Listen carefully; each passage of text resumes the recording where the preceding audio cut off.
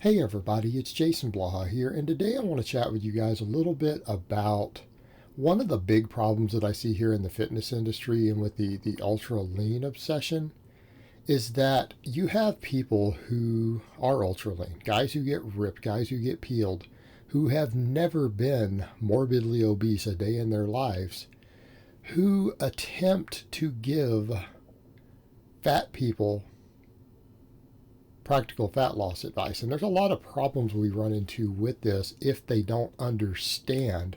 And then they look at it and go, well, I don't see why you people can't get ripped, right? Because they don't understand. It's just like a fat person would look at them and go, I don't see why you can't just bulk up to 300 pounds. It's easy. Anybody who trains even 2 hours a day should have no trouble eating enough food to get to 300, even 400 pounds. That shouldn't be hard. See how insane that sounds? To someone who's skinny, that sounds ludicrous. To someone who's been fat, that doesn't. It kind of comes back over to the same point. Guys who have always been lean, they don't understand why the fat person struggles to get to 20% body fat. And the worst part is that when you do make a statement like this, and I would have people come in and say, but this person who you mentioned, they've been as high as 20% body fat. And it's like you want to look at them and go, wow, you're a complete moron. 20% body fat is the top end of the healthy range for men. That's not fat. If that's the fattest that person has ever been, they have literally no clue. Okay, take someone like me. I have lost 100 pounds of body fat before. Okay, I have been 100 plus pounds overweight before. So, it's always funny. I'll get people go, well, you're not ripped. You can't give fat loss advice. I'm like, does a guy you're following ever lost 100 pounds of fat in a year? No, they haven't lost 100 pounds of fat? I don't know. I think I'm pretty qualified to give fat loss advice. So let's come over to the point. What's the mistake that these people make? They assume that everyone is capable of moderation. Okay, and I'm going to say that's the biggest mistake they make. We're dealing with people's individual dopamine response to food, leptin and ghrelin. The flexible dieting types will do the silly stuff like say, well, it's only calories and macros that matter. Let's go over. Actually, it's only calories that matter. Your macros don't mean crap.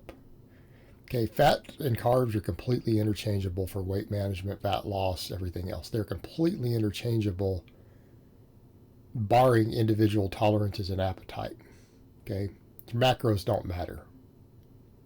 Oh, people don't want to hear that either. Your protein matters. That's the macro that matters. Carbs versus fat, other than context of inflammation and how you feel and appetite, are fairly interchangeable. But let's come over the other point. Yes, the calories matter. But these people will say things like, well, you can still eat 20% junk. You just need to eat 80% whole foods and then 20% whatever you want. You can take a container of ice cream and weigh out 300 calories of ice cream in a bowl. You can weigh it and eat that to fill your last 300 calories for the day. Now, everyone listening right now who has ever been really freaking fat just blew a gasket. Okay, the skinny guys don't see any problem with that, right? Guys who've never been over 180 pounds in their life hear that and go, but you can do that. That's perfectly fine. Everyone who's been 250, 300 pounds or whatever probably wants to strangle you right now. Why? Person with a binge eating issue, and let's be honest, you don't get to 300 pounds if you're not a binge eater. Okay, period. It's not your metabolism. It's not your thyroid. You are a binge eater. And binge eating has to do with personality type. It has to do with dopamine response in the brain. It has to do with the way we process childhood trauma. And it's a pretty damn big segment of the population. At least 20% of the American population has a binge eating problem. That's a pretty big demographic. You don't tell people who have trigger foods or a history of binge eating that they can open a container of ice cream and scoop out 300 calories and weigh it and put it back in the freezer. It is not going to fucking happen. If that is the advice that you're giving to the morbidly obese, you're a fucking moron who has no ability to give advice to fat people, and you need to shut the fuck up. Because there is no way that a fat person is going to do that. There, I said it. It is not going to fucking happen. They're going to eat the entire tub. Because you told them, oh, you can just open it and scoop this out. That's not going to happen. Okay, I'm going to give you guys a real advice. If you have a history of binge eating, you probably shouldn't keep junk food in your house. I don't keep it in my house. I can't have it around. I can't have stuff like that in my house. And I'm just calling it like it is. Being honest, I can't keep food like that in my house. And let me ask these guys the other thing. What possible health benefits do you think a person's going to get from eating ice cream? Like, name one positive benefit, nutritionally or anything else, that they're going to get from eating ice cream. You really think that that's the best food for them to be eating? For muscle gain, for performance, for recovery, for health? Like, you think that that is part of a healthy lifestyle, to have to eat ice cream every day? And let's come to that other point. They're like, but you're depriving yourself. Okay, for the binge eater to tell the binge eater that by not eating ice cream that they're depriving themselves is like telling the coke addict that they're depriving themselves by not taking one little bump every evening. Just one tiny bump. You're depriving yourself. What you need to understand is that people who are really fat, they don't even enjoy the food they're eating. They're not deriving pleasure from eating that ice cream. Not to the degree that you think they do. Because they don't stop and enjoy and savor each bit. They scarf it down. That 300 calories of ice cream is gone in 5 seconds before they can even taste it. Okay, fat people don't actually even enjoy the food that you're thinking that they're gorging on. So, that's the problem with this sort of nonsense. They give advice like this instead of saying, you know what? You're probably going to need to focus on whole foods. You're probably going to need to avoid hyper-palatable, calorically dense foods, highly processed foods. It's not like they're helpful to you. You know, it's not like you're getting quality nutrition from the ice cream or the potato chips that's going to help you be healthier, fitter, or a better athlete. It's a perceived psychological benefit. And if you just want to enjoy something that tastes good, here's what I would say. Maybe tell them to eat some frozen blueberries. Okay, there you go. There's your replacement for your ice cream. It's the sort of stuff I have to do.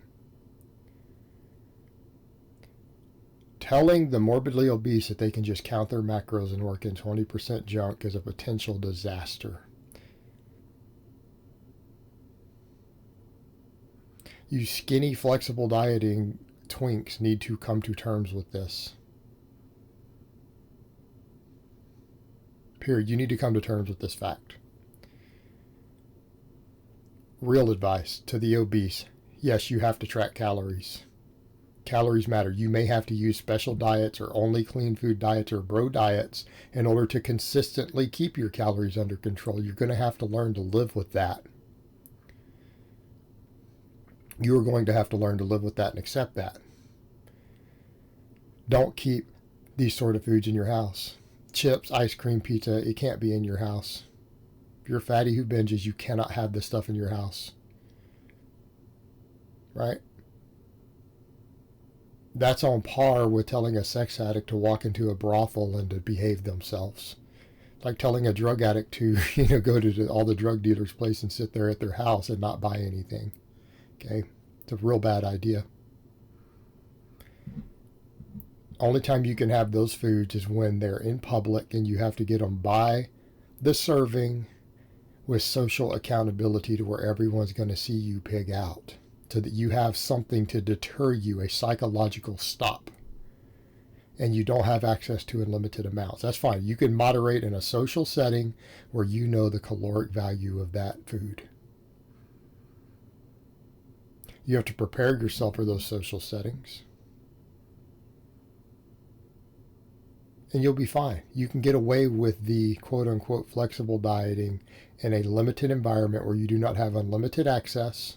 You have to get it by the order. You have to buy the individual ice cream, buy the individual slice of pizza, in which other people are present to deter you from your compulsive behavior.